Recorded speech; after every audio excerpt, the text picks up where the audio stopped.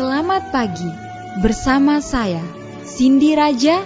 Mari awali aktivitas dan pelayanan Anda melalui renungan pagi bersama Allah di waktu fajar. Dengan doa dan bimbingan darinya, kita dapat diyakinkan bahwa pada hari yang mulia itu, ketika Yesus kembali untuk mengklaim miliknya, bahwa kita akan menunggunya di sana dengan tangan terbuka dan disambut ke hadiratnya yang kekal.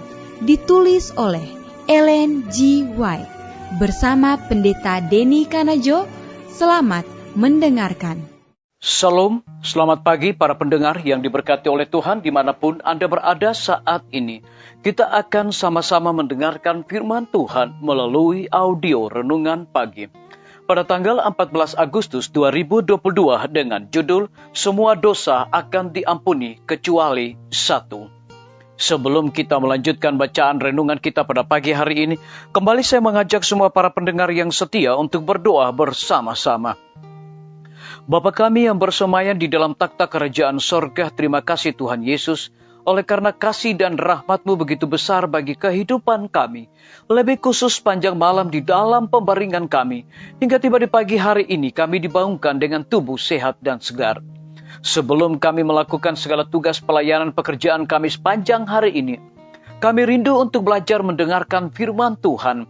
Curahkanlah kepada masing-masing kami kuasa Roh Kudus-Mu. Terima kasih Tuhan Yesus, dengarlah doa kami Bapa, dan mau mengampuni segala dosa kami, karena kami sudah berdoa hanya di dalam nama Tuhan dan Juru Selamat kami. Amin. Ayat inti kita terambil di dalam Markus 3 ayat yang ke-28 hingga ayat yang ke-29. Demikian firman Tuhan.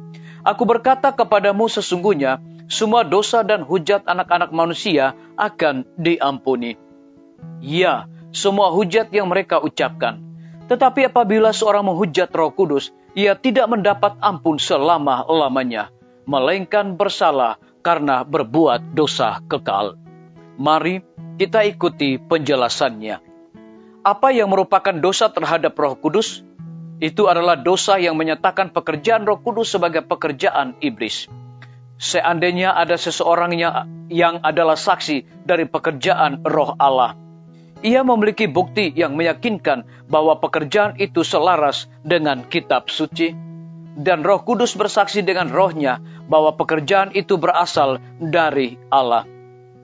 Kemudian dia jatuh di bawah pencobaan kesombongan, keras kepala atau sifat jahat lainnya, mengendalikannya dan menolak semua bukti dari karakter ilahi.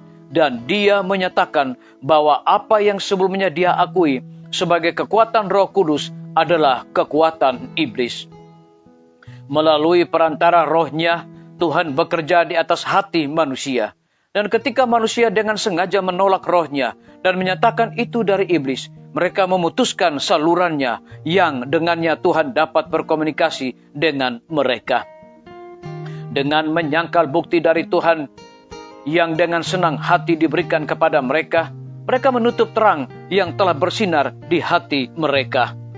Dan akibatnya mereka ditinggalkan dalam kegelapan.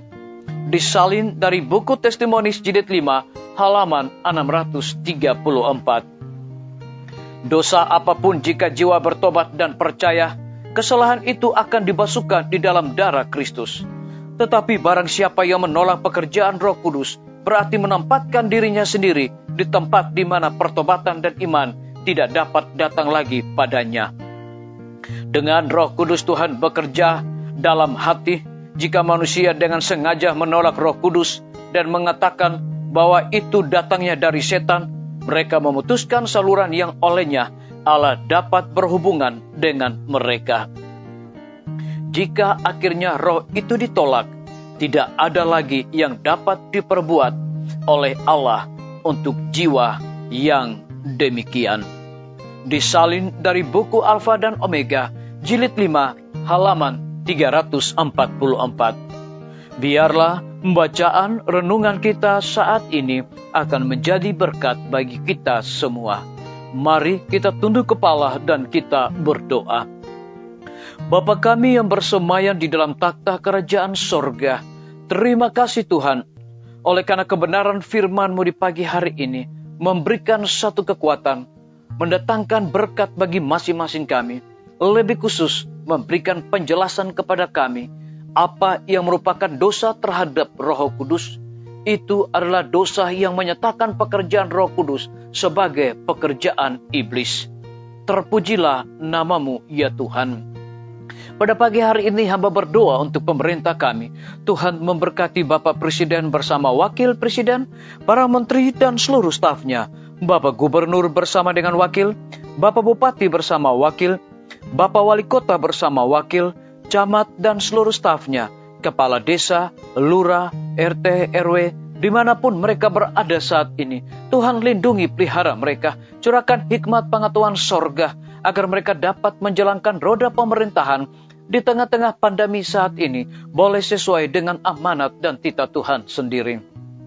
Kami juga berdoa untuk pimpinan-pimpinan organisasi gereja Tuhan dari tingkat yang tertinggi sampai kepada gembala jemaat saat ini dimanapun mereka berada.